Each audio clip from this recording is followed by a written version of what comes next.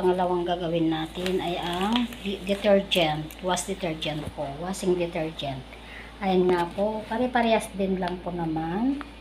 Tsaka ito, ang pagkakaiba lang po itong mayroon siyang premium. Ayan, may naihalo lang po siyang premium.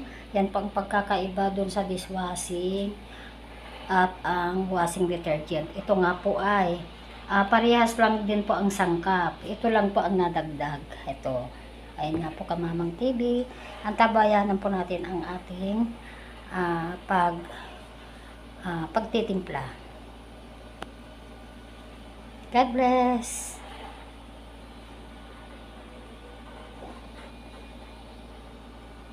Ganon din po ang paghalo. Ganon din po. Ayan.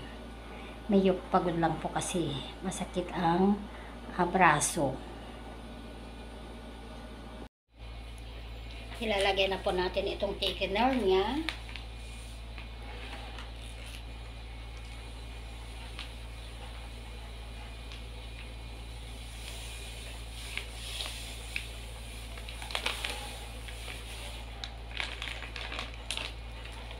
Haluin lang po natin. Tsaka po natin ilagay itong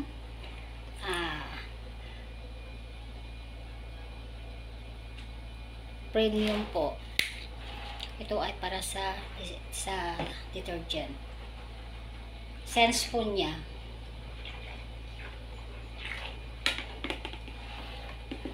Lagyan po natin ng konting para maano yung kwan niya.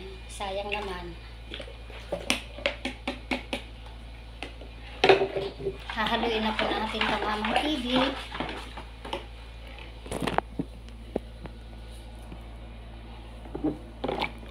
Yan nga po siya. Kulay blue siya, guys. Ayan, hahaluin po natin kagaya ng dishwashing.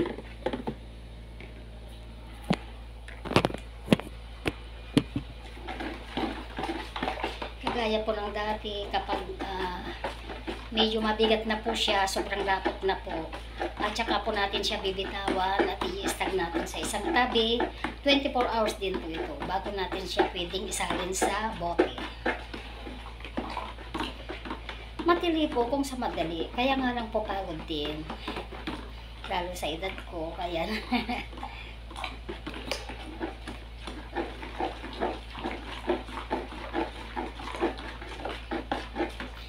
bayanan na lang po natin bukas ang pagsasalin natin.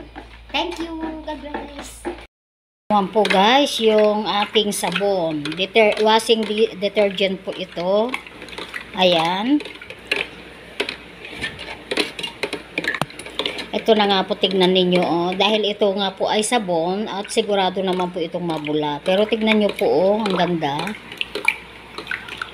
Maya-maya lang po ay magsasalin na po tayo sa botelya kasi po bali 22 hours pa lang siya, kaya nilagay ko na po siya dito sa labas kasi medyo malamig naman po dito. Usually po ito sana nasa malamig, pero 2 oras na lang po magsasalin naman na tayo, kaya ito piniplex ko lang po yung kinalabasan ng ating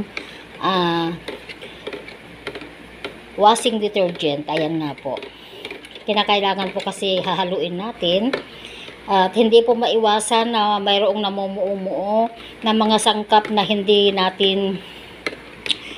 siya na nadurog. Kaya nga po ito na ngayon.